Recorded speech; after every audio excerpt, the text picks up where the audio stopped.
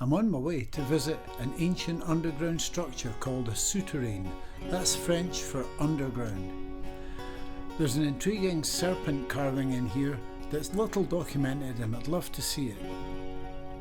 Rumour has it that this souterrain has become dangerous to enter. Well, here we are, we're in the heart of the county of Angus.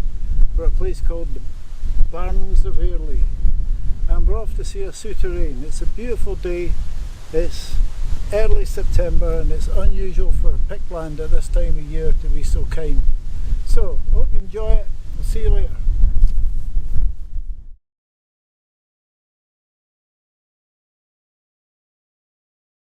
I'm meeting up with my old friend Nick Green, who's done some archaeoacoustic work here and is familiar with the place. We were very fortunate to bump into the local farmer whose family's worked this land for generations, and he good-humouredly gave us much more information about the site. About Pictish stones, but I said I've been here before. I've done did a bit of research to do with well, just in general the history of the place and things. So I know it's partially collapsed, but I believe you can still see the serpent stone.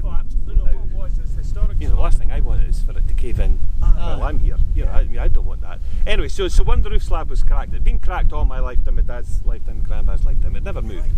The Historic Scotland came out and said that they wanted to monitor it, so they put on some measuring devices. Oh, are they still there? Yeah, well, they measured it over the space of about 3 years and came back with a great big sort of thick document proving that it hadn't moved in 3 years. Right. So there's like a jail gate 3/4 of the way down. But I know the local blacksmith that I got to make the gate, he quite enjoyed it, because obviously you're not allowed to drill and make any permanent fixings. Of course, yeah. So he's had to put in metal rods, and it was quite a challenge for him more, I suppose. But no, that's why I always tell 2,000 years old. They don't know if they used it for storage or for living. You know, when you go in it, you'll see it's quite damp. Just a matter of about another 10 yards beyond.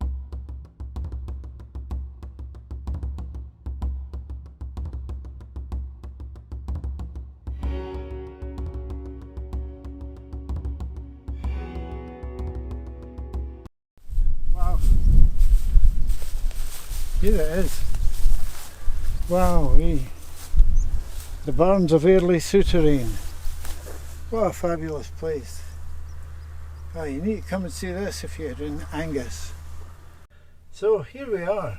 This is the Barns of Airlie souterrain, and in I go. And let's see what's like in here. Whoa! Whoa! Welcome to Travels in Pickland. This is a souterrain. You could say it's a bit like a basement for a Iron Age roundhouse.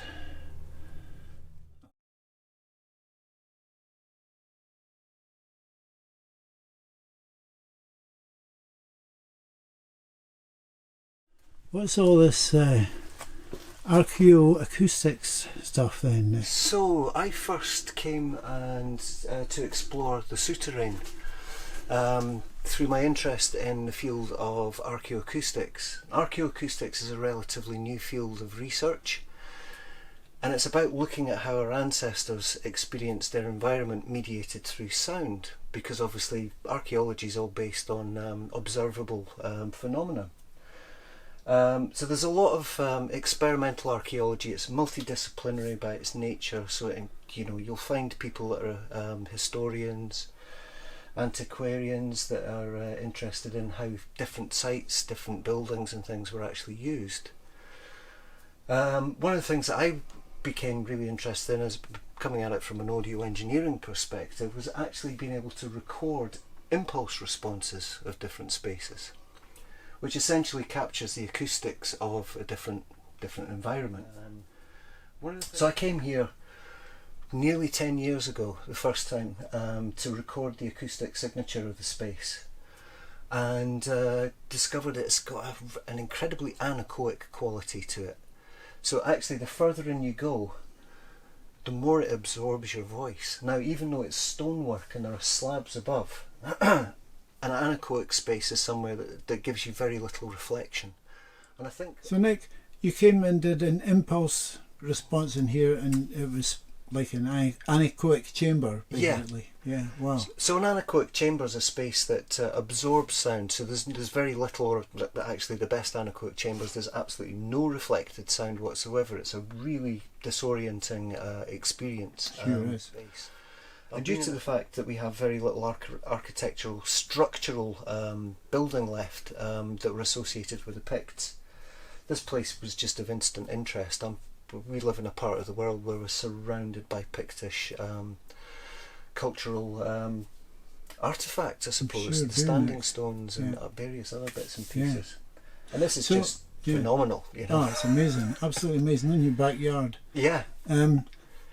I was going to say, so what are you going to do with that data then, that information about this monument? It's largely for a kind of, it's an archive. So we are creating an archive of impulse responses of historical sites. Oh, cheers for that, Nick. You're more than welcome, Steve. My pleasure. Well, here's the gate that the farmer was talking about.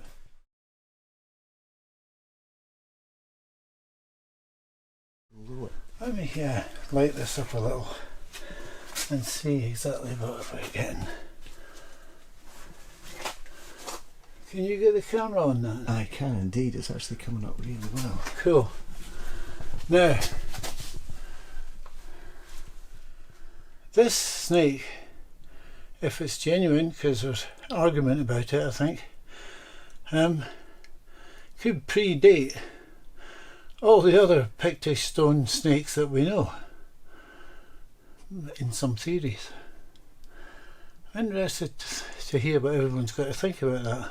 The use of the snake, the serpent, certainly, definitely Pictish tribes associated with the serpent.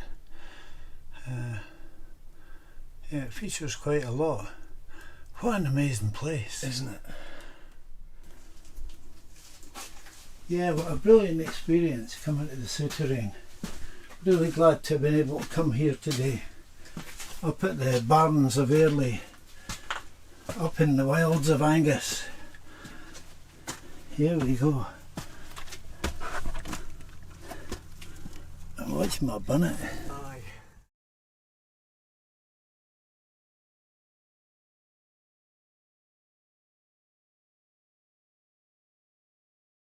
It's another lovely day in Pictland, and I've come to the outskirts of Dundee, to a place called Teeling, to visit another Souterrain.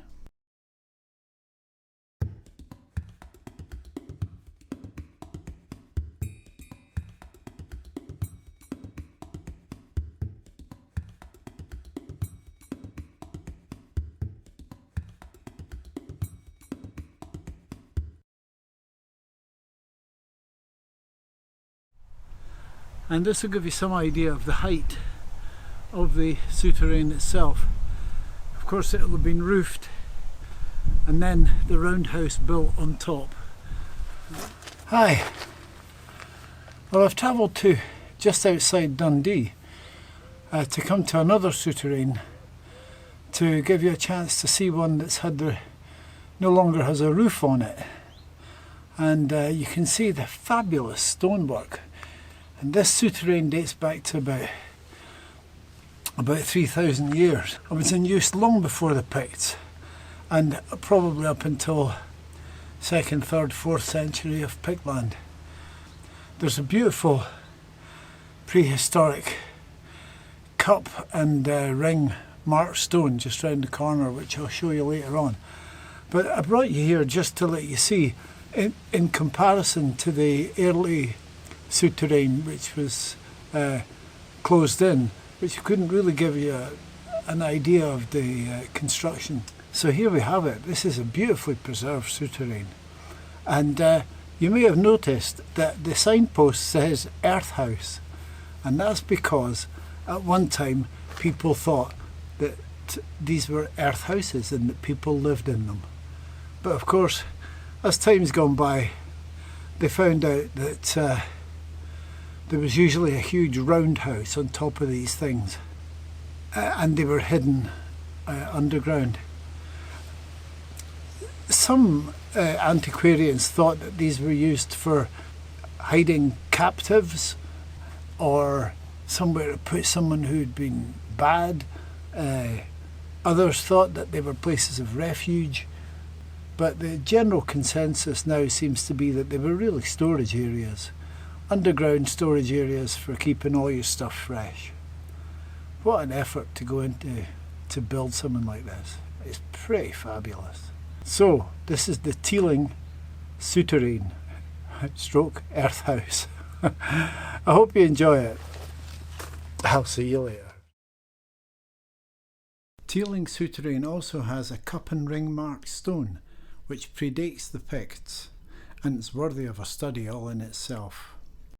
Thanks for watching Travels in Pictland. I hope you've enjoyed it. If you have, please subscribe, and I'd like to welcome those who've recently subscribed and started watching the channel, and I hope you stick around for more. I'll see you later.